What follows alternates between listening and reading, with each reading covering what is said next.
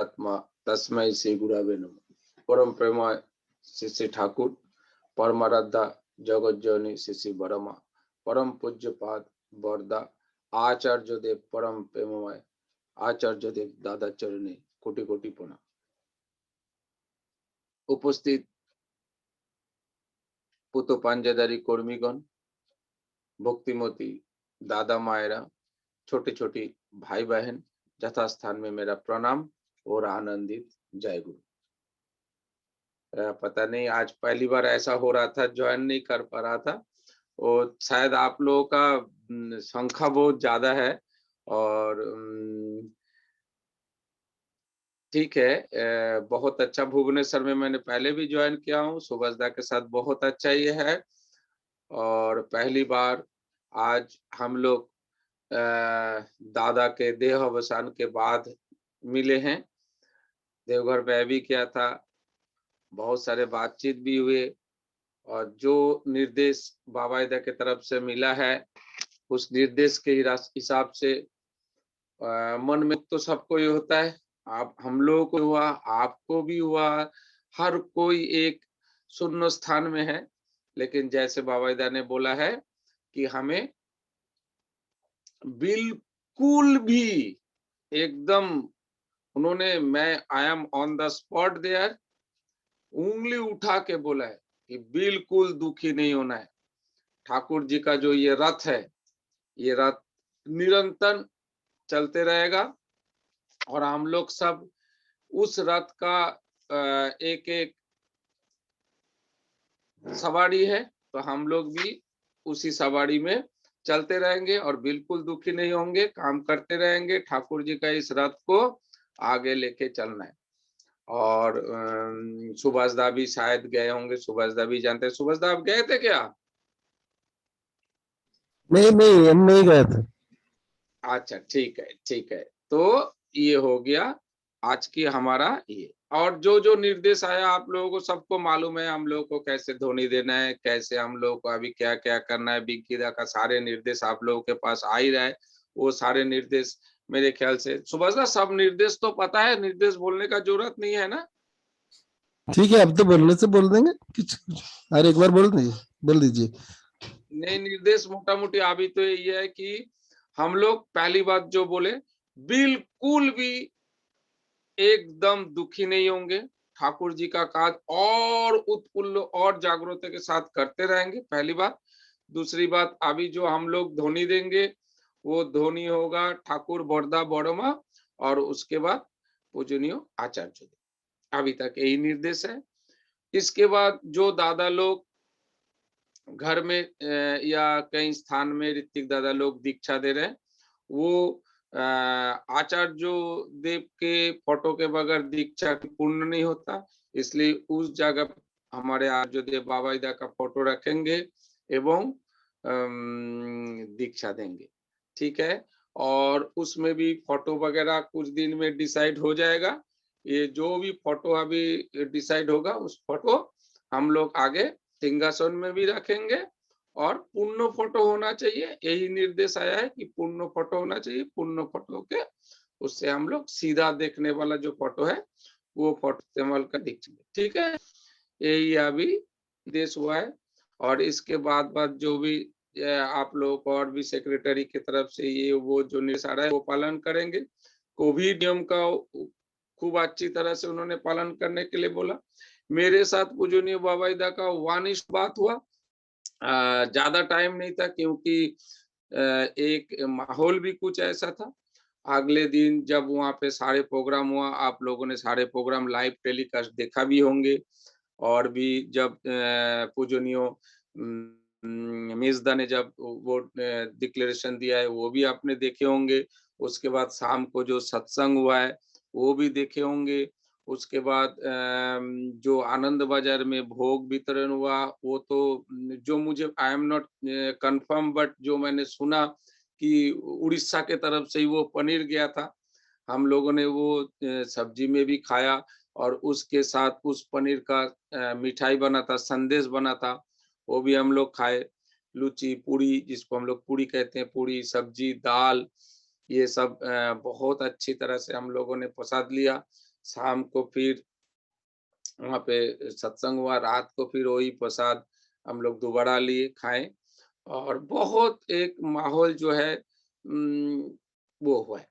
अब 2-3 बात मुझे कहना है, उसको आप लोग ज़रा ध्यान दीजिएगा। एक तो जो बाबा-ईदा का निर्देश है, स्ट्रेट कट और कन्फर्म निर्देश है कि हम लोग क्या करेंगे कि ये जो प्रभु का रथ है, इस रथ को पॉजिटिव वे में एक भी एकदम ऐसा करके बोला, आप लोगों को कोई भी मन में आप दुःख नहीं होना चाहिए और जाइए, सावधान से जाइएगा और ठाकुर जी का इस रथ को और आगे लेके चलिए।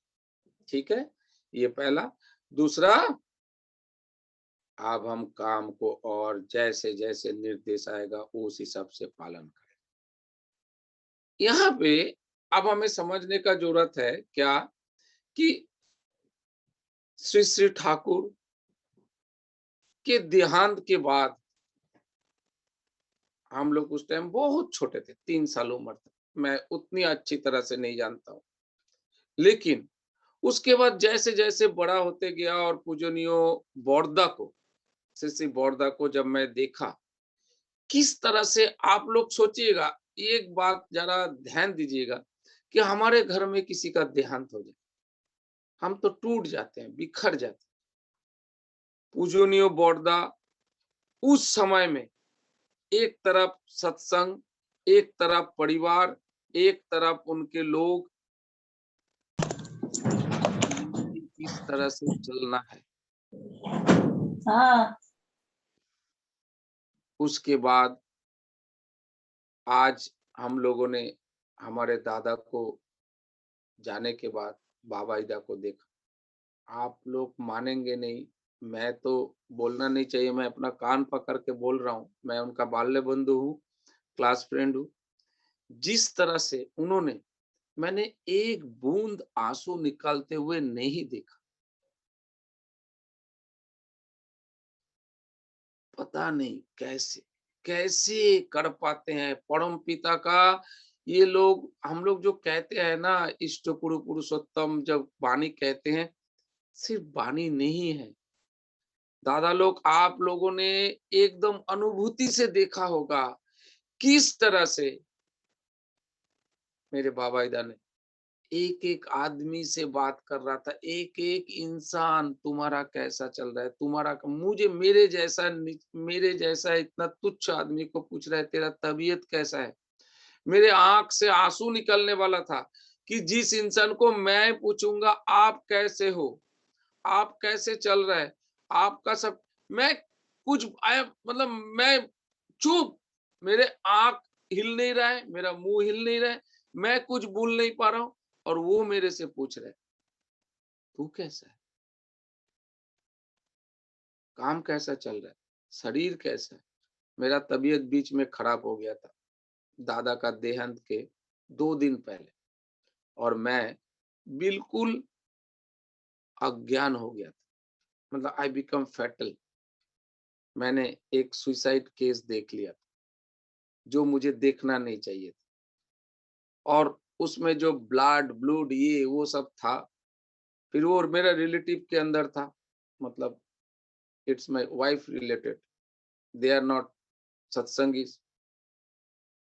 मैं उनको अस्पताल ले गया, अस्पताल में सब कुछ करने के बाद मैं लगभग 2 बजे घर आया, और 2 बजे आने के बाद मेरा शुगर एंड बीपी फॉल हो गया। मैं सो गया था और रोने लग गया था। मैं अपना भाई लोग, दादा लोगों को बोला, "कम, मुझे ले जाओ।" और दादा लोग भी डर गया मेरा ये सीन देख के। उनमें से मेरा भाई बाबा-ईदा को ये बात बोल दी, और जस्ट 2 दिन पहले, दादा का देह रक्षा करने से 2 दिन पहले बाबा-ईदा का फ़ोन आया मेरे पास। रात को 7 बज रहा था और बोला, "खाना खाया?" मैंने बोला, "जी दादा, नहीं खाया।" नाम किया, मैंने बोला, "जी दादा, नहीं किया।" "उठ के बैठ, सीधा होके बैठ, नाम कर।" मैं सीधा होके उठ के बैठा। मैंने बोला, "दादा, तबीयत बहुत खराब है।" कहता है, "उठ के बैठ, याद है मेरे साथ फुटबॉल खेला था?" मैंने बोला, "जी याद है, वो मेरा आशीर्वाद था।" कहता है मेरे पास लात खाया था, याद है? मैंने बोला जी दादा, वो मेरा आशीर्वाद था। कहता है लात फिर पड़ेगा, उठ के बैठ, जा खाना खा, खाना खा के नाम करते करते सो जा, आज रात मैं तेरे साथ सोऊंगा। और सुन, तेरे बच्चा का जैसे ही एग्जाम खत्म हो जाए मेरे को बताना, अभी ठाकुर जी का बहुत काम बाकी है, हमें करना है और भी काम करना है। पापा का तबीयत ज्यादा ठीक नहीं है, नाम करते रहना। जी दादा। तुरंत, आप लोग मानिएगा नहीं, मेरा तबीयत जैसे करंट मेरे अंदर एक बह गया, विद्युत प्रवाहित हो गया मेरे अंदर। मैं तुरंत उठ गया और मैं छत पे चला गया, वहां पे घूमा, घूम के आया, खाना खाया, बिस्तर का चादर चेंज किया। जैसे उन्होंने बोल दिया आज मैं तेरे साथ सोऊंगा, मैं बिस्तर का चादर चेंज करके सोया। अगला दिन मैं पूरा फिट। उसके बाद तो ये कहानी, और मैं भी देवघर पहुंचा। नाट मंडप में इस बार दादा को प्रणाम करने गया, सबको बुला के यही कहानी बोल रहे थे।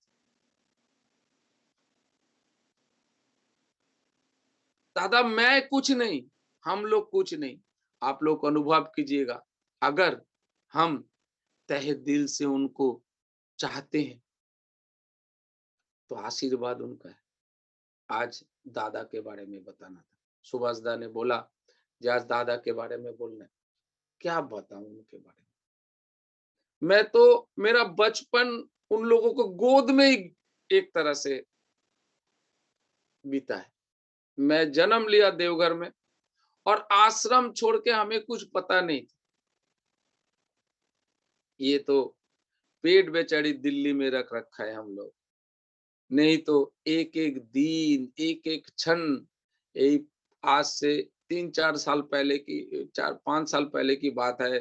पूजनीय बॉर्दी, दादा की बड़ी बहन, दिल्ली आई थी। तो एक दिन बातचीत चल रहा था, हमारे दोस्त भी एक बैठे हुए थे। आप जिस कहानी को सुनेंगे ना, ये सब कहानी बहुत हास्यकर लग सकता है, लेकिन इतना बात है इसमें, इतना मतलब अंदर की बात है, आप लोगों को बताती। पूजनीय बॉर्दी को मैं वो हवा कर रहा था चादर से, छोटा वाला जो रूमाल होता है उससे। तो बोला वाह, बढ़िया से साफ, तू तो हवा लगाता है, अच्छा साफ हो रहा है। मैंने बोला जी, 50 साल का एक्सपीरियंस। कहता है तेरा उम्र 50 साल नहीं हुआ, 50 साल का एक्सपीरियंस कैसे होगा? मैंने बोला जी वर्दी, मेरे दादा भी ठाकुर जी को हवा किया, मेरे पिताजी ने भी हवा किया, मैं भी कर रहा हूँ, तो 50 साल हो गया ना। दीदी एकदम हंसने लग गया। बोला सुन, एक कहानी बताता हूँ। बोला जब मैं और भाई, भाई मतलब बड़दा, बड़दा दादा, पूजनीय दादा, बहुत खेलता कूदता था। कई कई बार खेलते खेलते बदमाशी भी करता था। तो बदमाशी करता था तो ज्यादा हो जाता था, कई बार गड़बड़ हो जाता था। तो पूजनीय बड़दा गुस्सा हो जाते थे, ओ एक छड़ी लेके दोनों को मारने के लिए दौड़ते। तो आप लोगों ने बहुत बार नाम सुना होगा, केदारनाथ भट्टाचार्य। केदारनाथ भट्टाचार्य किसी जमींदार फैमिली में काम करते थे, बहुत बड़े रईस आदमी थे, richest man of in and on that very time in Bangladesh. उन्होंने अपना सब कुछ निछावर करके पूज्य हमारे ठाकुर जी के साथ देवघर आ गए थे, सब कुछ। और आप लोग को जान के हैरान होगा, ये सब कहानी सुन रखिएगा। केदारनाथ भट्टाचार्य का बड़ा लड़का कुमार कृष्ण भट्टाचार्य, जिनको हम लोग मोनूदा कहते हैं, प्रेस प्रेस देखते थे, पूरा देवघर में सिर्फ उनका ही एक मकान है, और 2-3 मंजिल का मकान है, और किसी का नहीं है। इतना बड़दा ने उनको दान किया। खैर, तो उनके चारपाई के नीचे पूजनीय दादा और बॉर्दी छुप जाते थे। वो कहाँ ये लोग, आया आया के दादा ना, कोई दादा के सामने बच्चे थे, छोटे छोटे बच्चे, उनके कैसे बोलेंगे। के दादा बोलते थे ना कोई नहीं आया, जा तू जा तू जा तू जा। चले गए। दोनों को फिर बुला के बोला, बेटू ऐसे नहीं, ऐसे करो, ऐसे करो, पापा खूब है, पापा तुम लोग को बहुत प्यार करते हैं, पापा जानते भी है तुम लोग यहाँ पे हो, फिर भी नहीं ये किया। एक एक दिन दादा के साथ मैंने ऐसे बिताया। मैं थोड़ा दुबला पतला इंसान था। दादा ने बोला, "ए, इधर आ, तू रोज फुटबॉल खेलता है, अच्छा खेलता है, मैं बाबाईदा के साथ ही खेलता था, एक ही टीम में था, तू रोज छोला खाएगा।" मैंने बोला, सिर्फ खाएगा नहीं, सुन, जब तक फुटबॉल खेलेगा तेरे जेब के अंदर 24 घंटा छोला भीगा हुआ होना चाहिए। जब जब मन करे एक निकल के खाते रहना, एक निकल के खाते रहना, 24 आवर्स तू ऐसा करेगा। आप लोग मानिएगा नहीं, मैं 103 डिग्री बुखार लेके, फीवर 103 डिग्री फीवर लेके मैं फुटबॉल मैच खेला था दादा का आशीर्वाद से। ये सब कैसे हो सकता है? आप लोग सोच सकते हैं 103 डिग्री बुखार, लेकिन मैं छोला खा रहा हूँ, मैच खेल रहा हूँ और गोल भी किया और जीता भी। बाबाईदा कुमार पहली बार जिंदगी में फुल पैंट पहना, पूजनीय बॉर्दा ने दिया। एक फुल पैंट मुझे, एक फुल पैंट बाबाईदा। इस बार जब 2 साल पहले दुर्गा पूजा में घर गया था, तो बाबाईदा बोला, तेरे को याद है हम लोग कब फुल पैंट पहने थे? मैंने बोला, जी बहुत याद है। जो बॉर्दा लेके आए थे, बांग्लादेश गए थे बॉर्दा, और 2-3 बोरी बस्ता में भर के फुल पैंट लेके आए थे, लड़की लोगों का कपड़े लेके आए थे, साड़ी लेके आए थे, और पूरा आश्रम के सब लोगों को मिला था। उसमें से एक फुल पैंट मुझे मिला था, एक बाबाईदा को मिला था, और हम लोग दोनों फुल पैंट पहन के उस दिन पहली बार स्कूल आया था। बाबाईदा भी खुश, मैं भी खुश। हम लोग दोनों पहली बार फुल पैंट पहने। बाबाईदा बोल रहे थे इस बार, याद है कब फुल पैंट पहने थे? मैंने बोला, जी दादा, वो सन 1985 से 5 साल पहले, 80 का बात है, 80, 78, 80 का बात है, हम लोग पहली बार फुल पैंट पहने। तो ये, और दादा एक एक चीज को, एक एक चीज को, कौन खाया नहीं, कौन पहना नहीं। जैसे मैं बोल रहा था, पूज्यपात श्री बड़दा के देहांत के बाद आप लोग कौन थे नहीं थे देवघर में, मुझे मालूम नहीं। एक एक आदमी को उनका खाने का, देखिए आप लोग और आश्रमवासी में अंतर क्या होता है? आश्रमवासी के लिए दादा बड़दा ये जो है वो सब है, अब वो नहीं है, तो आश्रमवासी सोचते हैं कि हम लोगों के पास और कोई है ही नहीं, हमारा कोई गार्जियन ही नहीं। शिशि दादा एक एक आदमी को बुला के पास में बैठ, ये एक एक आदमी के घर भेजना, लोग भेजते थे रात को, कि उनको कोई तकलीफ तो नहीं है, उनको कोई दिक्कत तो नहीं है। एक एक घर में, हमें याद है मेरा दीदी बहुत दुबली पतली थी, बहुत दुबली पतली थी, मीनूती गांगुली, आज भी आप लोगों ने नाम। तो उसको ना डॉक्टर ने बोला था दूध पीने के लिए। अब उस टाइम हम लोग का हालत ऐसा नहीं था कि हम दूध खरीद के पी पाए। शिशि दादा ने मेरे को बोला है, सुन, कल से रोज गोवाल में जाना। एक हॉर्लिक्स का बोतल था हमारे पास पुराना, उस हॉर्लिक्स का बोतल भर के मैं रोज दीदी के लिए दूध लेके आता। अच्छा, एक हॉर्लिक्स का बोतल में 1 लीटर दूध आ जाता है, क्योंकि वो 1 लीटर का बोतल था। अब ये सोचिए, क्या दीदी के लिए 1 लीटर दूध भेजते थे दादा? उनको मालूम था कि ये लोग 3-4 छोटे-छोटे भाई है, सब दुबले-पतले हैं। अगर ये ठीक से नहीं रहेंगे, बीमार पड़ जाएंगे। तो ये सब कहानी मैं किसको बताऊं? मैं अगर बोलने जाऊं दादा, एक किताब लिख दूंगा, एक किताब लिख दूंगा, एक किताब लिख दूंगा, इतनी कहानी। स्टैम्प देते थे, खाना खिलाते थे, घर ले जाते थे, ड्रेस देते थे, फुटबॉल मैच खेलता था, दादा आते थे मैच देखने के लिए। दादा स्वयं खुद मैदान में आते थे, हम लोग को मैच देखने के लिए उत्साहित करते थे। आप लोग सोचिए, सुबह पाठ, नाम, कीर्तन, भजन, स्कूल जाना, खाना खाना, आश्रम में ही रहना, ये सब कुछ 24 आवर्स में सिर्फ रात को घर जाके सोना, ये सिर्फ हमारा घर पे था। बाकी सब कुछ पूजनीय दादा ही देखते थे।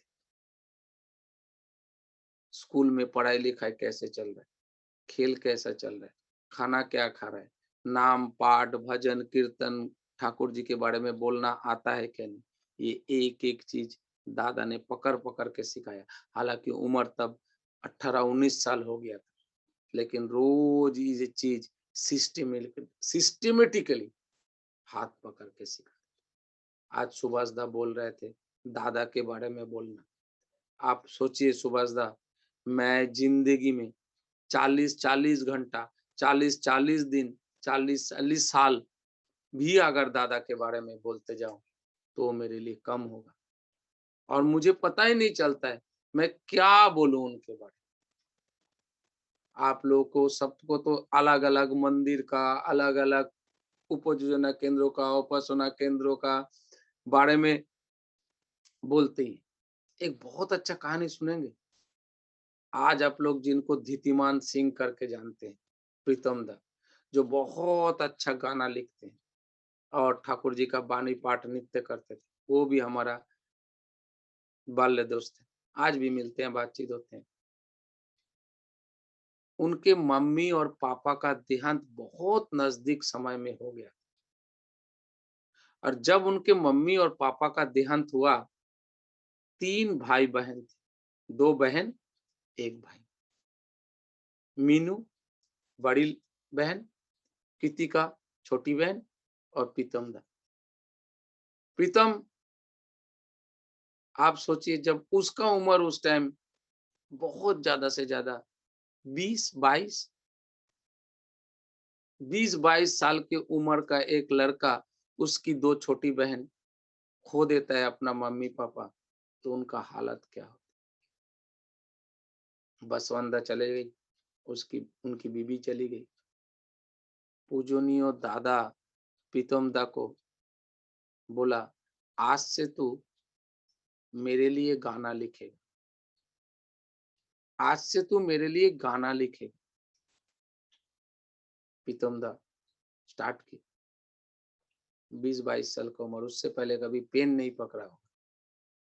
बड़दादा ने उनको हिंदी में इंग्लिश में बानी पाठ करने के लिए बोल दिया।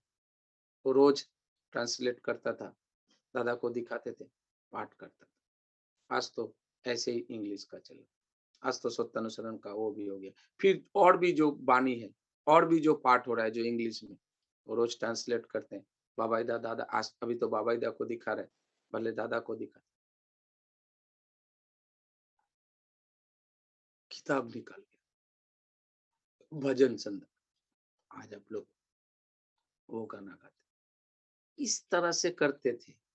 मैं बोल रहा हूं ना, अगर वो सारे कहानी जो एक एक सत्संग के अंदर हुआ है तो एक किताब बन जाएगी। सुभाष दा, आपको मेरा सांस रुक रहा है, मैं बोल नहीं पा रहा हूँ, बहुत बोलने का कोशिश कर रहा हूँ, लेकिन मेरा जो परिस्थिति है वो सिर्फ मैं जानता हूँ। और इस परिवेश में मैं चाहता हूँ आप लोग पूजनीय श्री श्री बाबाईदा का जो निर्देश आ रहे हैं, उस निर्देश को पालन करके चलिए। और दादा जो आज हम लोग को एक दिशा दे के गए, उस दिशा को हम लोग उसी पथ में चलेंगे, उस निर्देश को लेके चलेंगे। और ये जो अभी गाइड आएगा, उस गाइडलाइंस को पालन करेंगे और ऐसे आगे बढ़ते जाएंगे। पूजनीय बाबाईदा बार बार पॉजिटिव रहने के लिए बोल रहे हैं, हम लोग पॉजिटिव रहेंगे भी, कोशिश भी करेंगे। लेकिन मन क्यों भाराक्रांत हो जाता है, कि इसलिए कि वो जो दिन बिताए, वो जो एक एक क्षण, वो जो एक एक 24 घंटा, जिसको मैं व्यक्त नहीं कर पाता हूँ, खाली आनंद सहकारे बोलता हूँ। ওরে ওরে আমার সবার সাথী, ওরে ওরে আমার,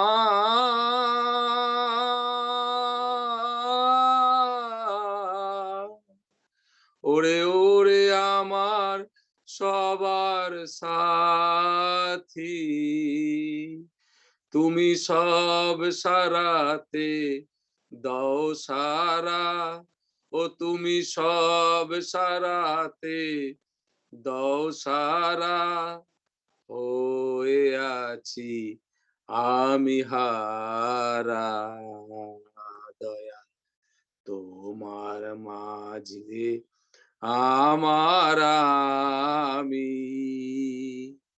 হয়ে আছি আমি हारा। मैं उपस्थित सभी का सुदीर्घ इष्टमय जीवन प्रार्थना करता हूँ। जय गुरु, वंदे। আর কিছু অনুভূতির কথা বলেন দাদা, 10-15 মিনিট অনুভূতির কথা বলেন। আপনার জীবনে কি দাদার সঙ্গে সঙ্গ করেন, কি অনুভূতি হয়েছে?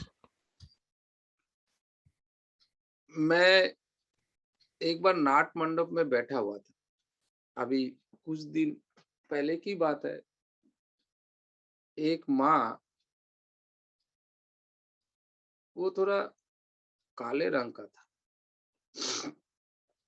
और उन्होंने ठाकुर बड़दादा को प्रणाम करने के लिए आ रहे थे और उन्होंने जो ड्रेस पहना था, मैं पीछे खड़ा था, जहाँ पर दादा बैठते थे पीछे खड़ा था, तो मैं काफी देर से उनको ऑब्जर्व कर रहा था। थोड़ा सा बेढंग का उन्होंने ड्रेस पहना हुआ था। मैं सोचा कि ये माँ दादा के सामने आएंगे, ऐसा ड्रेस पहना हुआ है, कैसे आएंगे दादा के सामने माँ। खैर ऐसा सोच रहा था, सोचते सोचते सोचते सोचते उस माँ का टर्न आ भी गया और वो दादा के सामने पहुंच गए तो प्रणाम किए उन्होंने दादा को और उनका ओठ जो है वो ब्लैक लिपस्टिक लगाया हुआ था, ब्लैक लिपस्टिक, और उतना ही, मतलब मैं आपको लोगों को बोल नहीं पा रहा हूँ, उसी तरह से कुछ ड्रेस उन्होंने पहना हुआ था। मेरे को खुद शर्म लग रहा था कि ऐसा ड्रेस पहन के वो दादा के पास आए हुए हैं माता। उन्होंने प्रणाम किया, दादा ने सनातन को बोला उस माँ को बुला। मैं वहां पीछे खड़ा था, मेरे मन में कुछ सवाल चल रहा था। दादा ने उस माँ को बुला के बोला नजदीक आओ, नजदीक बुलाया और नजदीक आओ और नजदीक बुलाया, फिर उनके सर पे हाथ रखा ऐसे करके, हाथ बुला के बोलते हैं माँ तुम्हें बहुत सुंदर लग रहा है, खूब ভালো লাগছে তোকে মা, তুই তো খুব ভালো মা, তোকে खूब सुंदर লাগছে। उन्होंने प्रणाम करके सर उठाया, फिर उनके सर पे हाथ रख के बोला माँ তোকে খুব ভালো লাগছে, খুব সুন্দরী লাগছে, তুই খুব সুন্দরী। मैं अहंकारी पीछे सोच रहा था कि कैसे दादा के सामने आए। फिर सनातन को बोला इनको माँ के पास भेज दे। बहू रानी के पास चले गए। बहू रानी ने, पता नहीं, देखिए मुझे तो मालूम नहीं क्या हुआ, अगले दिन वो माँ फिर आए, फिर प्रणाम किया, उनका ड्रेस चेंज, उनका लिपस्टिक गायब, वो सुंदर शुभ्र शुभ्र ड्रेस पहन के दादा के पास प्रणाम की। दादा ने बोला माँ आज तेरे को और अच्छा लग रहा है, तू कितना सुंदरी है। और वो माँ रो रही थी। मेरी बहन को भी ये बात लगा था। जब पूज्यपाद बड़दादा चले गए, मेरी बहन उसके पास गई और जाके पूछा, क्या हुआ? आज आप एक दिन में ड्रेस चेंज करके ऐसा आए? तो माँ कह रहे हैं, रोने लगा। कहते हैं, जिस गांव में मैं रहता हूँ, मैं थोड़ा काला देखने के लिए हूँ, इसलिए कोई मेरे तरफ देखता नहीं, कोई मेरे से बात भी नहीं करता अच्छी तरह से। इसलिए मैं अपने आप को सुंदर खूबसूरत रखने के लिए थोड़ा इस तरह का ड्रेस पहनता हूँ, ताकि लोग मेरे प्रति अट्रैक्ट हो, मेरे से बात करें। आज तक किसी ने मेरे को माँ बोल के संबोधन किया ही नहीं, और संबोधन तो दूर की बात, मैं सुंदर हूँ, अच्छा हूँ और मुझे अच्छा लग रहा है, आज तक किसी ने नहीं बोला। और जब दादा ने मुझे बोधी के पास भेज दी और मैं वहां गया हूँ, तो उन्होंने ये भी यही बात बोला। एक औरत, एक मर्द बोले कोई बात नहीं, एक औरत भी मुझे यही बात बोला और मुझे प्यार किया और मुझे कपड़े भी दिए। मैं वही कपड़े पहन के, कितना बोलूं दादा, क्या क्या कहानी बताऊं। रोज नित्य दिन मैंने लोगों के साथ इस तरह से होते हुए एक एक क्षण, एक एक पल बिताए। संजीव दा बैठते हैं, दुलाल दा बैठते थे, मेरे पिताजी स्वयं कितने बार, मेरे पिताजी तो 5 पुरुष संग किए हैं दादा के पास। बार बार मेरे पिताजी यही बात कहते थे, सुनो, मैं तुम लोगों के पैसा में पेशाब करता हूँ। मेरे पिताजी इतना कट्टर, कहता है तुम लोगों के पैसा में, हम लोग 14 भाई बहन, we are 14 brothers and sisters, all are graduate, all are initiated, all are ऋतिक्स, एंड इसके बावजूद भी मेरे पिताजी ये कहते थे, मैं तुम लोगों के पैसा में पेशाब करता हूँ, अगर तुम लोग ठाकुर जी के पथ पे और आचार्यों के अनुसरण करके नहीं चलोगे।